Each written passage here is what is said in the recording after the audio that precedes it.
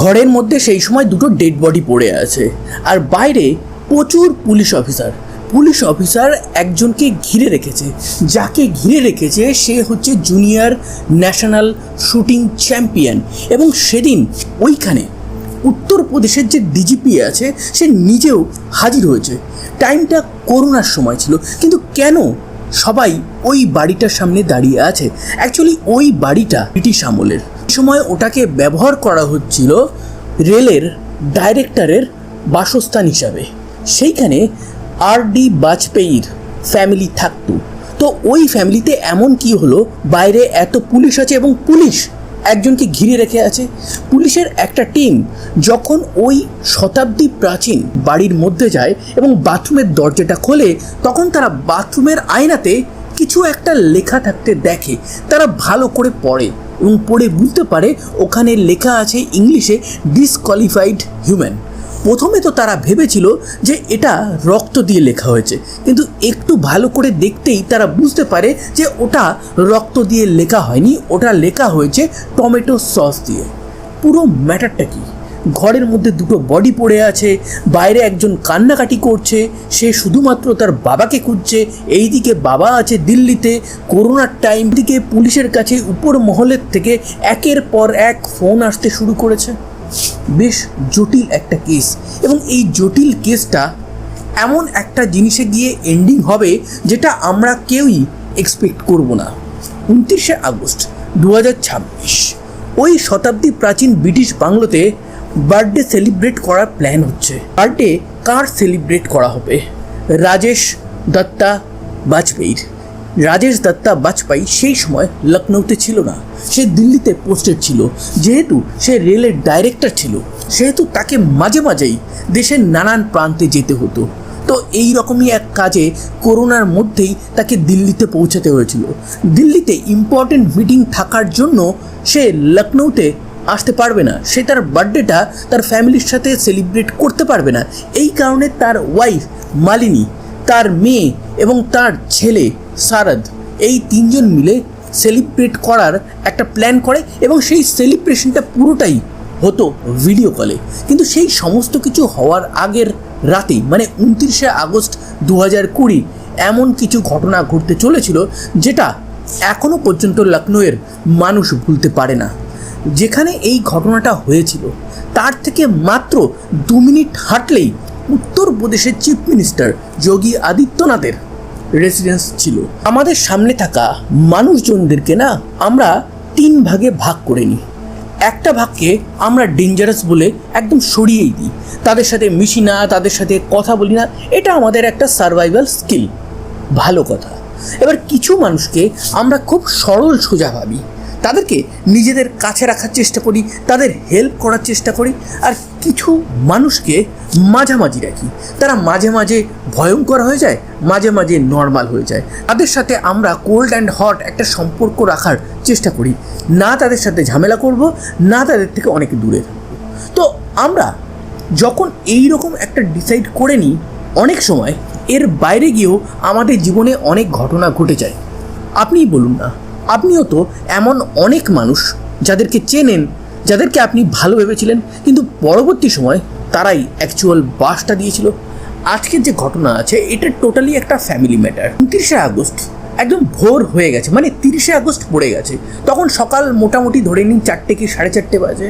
একটা 15 বছরের মেয়ে, যে জুনিয়র ন্যাশনাল শুটার চ্যাম্পিয়ন, সে তার দিদাকে ফোন করে এবং ফোন করে বলে যে মা আর ভাইকে আমি অনেকবার ডাকছি, তারা উঠছে না, তাড়াতাড়ি অ্যাম্বুলেন্স নিয়ে এখানে চলে আসো।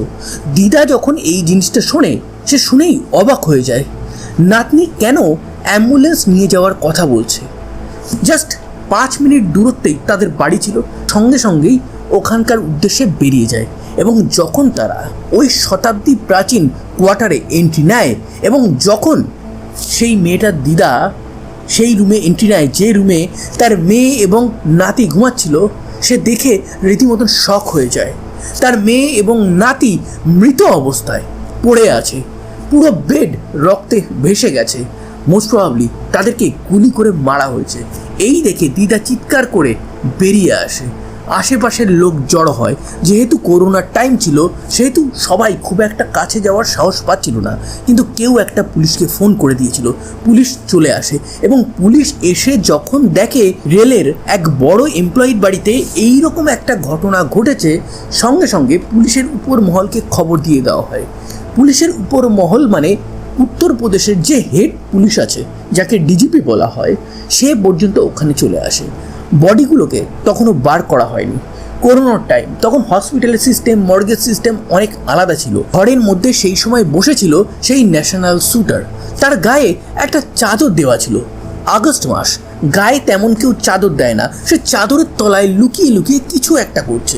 তাকে ওই রুম থেকে বার করে শান্ত করা হয়, তাকে বাইরে বসানো হয়।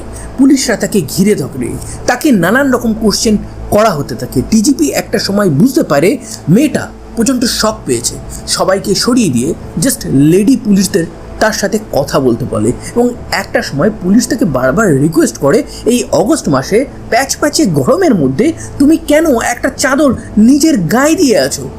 তার গায়ের থেকে যখন চাদরটা সরানোর চেষ্টা করা হয়, সে একবারও সরাতে দেয় না, সে বারবার চাদরটাকে আঁকড়ে ধরছিল। কিন্তু শেষমেশ যখন লেডি পুলিশরা এই চাদরটা সরায়, তখন তারা আবারও অবাক হয়ে যায়।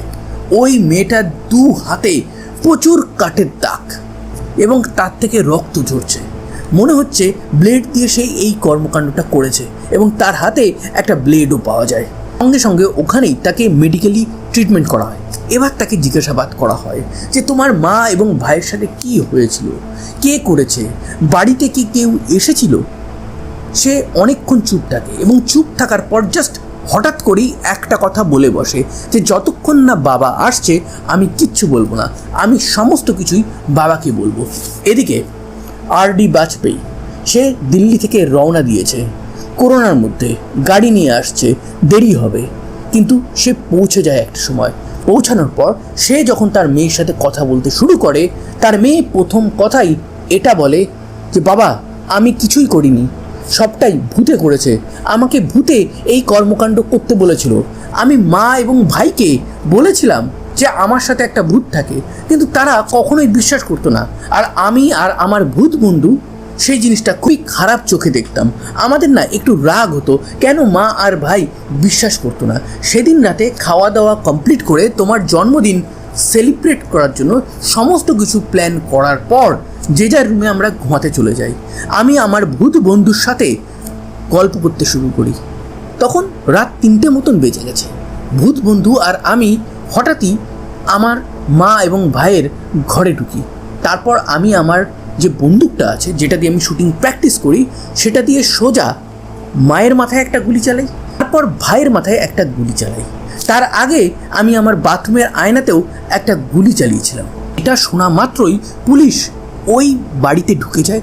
ঢুকে সোজা বাথরুমে গিয়ে দেখে একটা আয়না আছে এবং সেই আয়নাতে রক্ত দিয়ে লেখা আছে ডিসকোয়ালিফাইড হিউম্যান, মানে বেকার মানুষ। এবার তারা ভাবে এটা কি রক্ত দিয়ে লেখা নাকি অন্য কিছু দিয়ে লেখা। ভালো করে দেখতেই তারা দেখে ওটা টমেটো সস দিয়ে লেখা এবং গুলিটা একদম মাঝ বরাবর একদম পারফেক্ট বুলস আই হিট করেছিল, যেমন একটা ন্যাশনাল শ্যুটার করতে পারে। এখানে আমি মেয়েটার নাম বলতে পারছি না, তার কারণ সেই সময় তার বয়স 18-র নিচে ছিল। কিন্তু পুলিশ এই যে ভূতের ঘটনাটা শুনে, সেই ঘটনা শুনে তার বিশ্বাস করার কিচ্ছু যায় আসে না। সে ক্লিয়ারলি কনফিউজ করে ফেলেছে, সেহেতু সেই হয়তো এই ক্রাইমটা করেছে। এবারে এই ক্রাইম যেহেতু সে করেছে, যেহেতু তার বয়স 18-র নিচে, তাকে জুভেনাইল হোমে পাঠাতে হবে। তো তাকে জুভেনাইল হোমে পাঠানো হয় এবং সেখানে তার মেডিকেল ট্রিটমেন্ট করা হয়, তার মেন্টাল চেক আপ করা হয় এবং মেন্টাল চেক আপ করার পর জানা যায় সে ডিপ্রেশনে ভুগছে এবং সেই জায়গা থেকেই হয়তো সে এই কর্মকাণ্ড পুরোপুরি ঘটিয়ে ফেলেছে। কিন্তু কোর্টে তো কেসটা উঠবে, কোর্টে কেসটা ওঠে এবং আস্তে আস্তে হিয়ারিং হতে থাকে এবং একটা সময় তাকে বলা হয় জুভেনাইল হোমে পাঠিয়ে দেওয়ার জন্য। কিন্তু তার বাবা আর.ডি.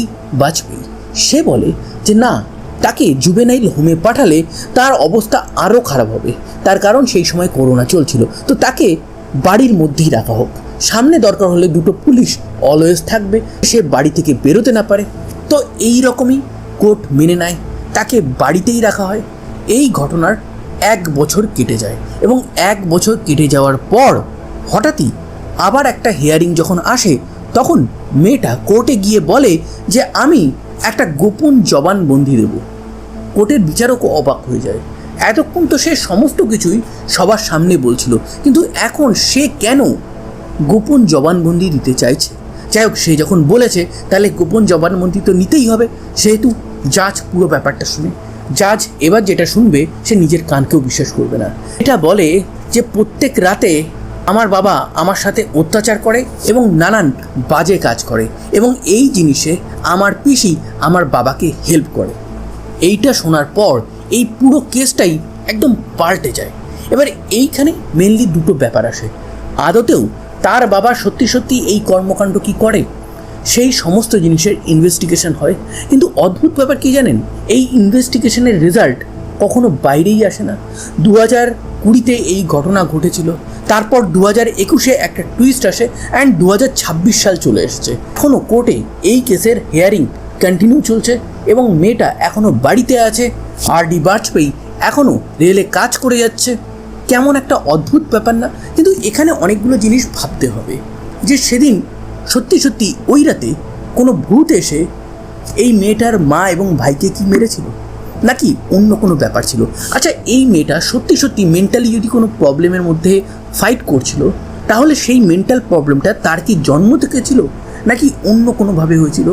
কেউ কি তাকে কোনোভাবে এক্সপ্লয়েট করছিল? সেই জিনিসটা কিন্তু তদন্ত করার ব্যাপার আছে। এবার এটাই দেখার কোর্ট থেকে কী রায় আসে। সেই রায়ে এটার বাবা আর.ডি. বাজপেয়ীর আদেও কোনো সাজা হয়, নাকি কোর্ট এটাই মেনে নেয় যে যেহেতু মেয়েটা মেন্টালি কিছু প্রবলেম ছিল, সে হয়তো কোর্টে এই রকম কিছু বলে দিয়েছে? অথবা এটাও তো হতে পারে এই মেয়েটা ছলে বলে কৌশলে পুরো নাটকটাই সাজিয়েছে। সে হয়তো নিজেই তার মা এবং ভাইকে মেরেছে, কোনো ভূতের গল্প, সবই নাটক ছিল। এবার তার বাবা যখন পুরো ব্যাপারটা বুঝে গেছে, হয়তো কোর্টে তার এগেন্সে রায় দিতেও পারে। তার বাবার সাথে হয়তো তার সম্পর্কটা আস্তে আস্তে খারাপও হয়ে গেছে, সেহেতু মেয়েটা আর একটা নাটক করলো। হতে পারে কি পারে না, অনেকগুলো দিক আছে। এবার কোর্ট বুঝবে এখানে কে অ্যাকচুয়ালি দোষী আর কে নির্দোষ। যাই হোক, জাস্টিস যেন মালিনী এবং সারাদ পায়।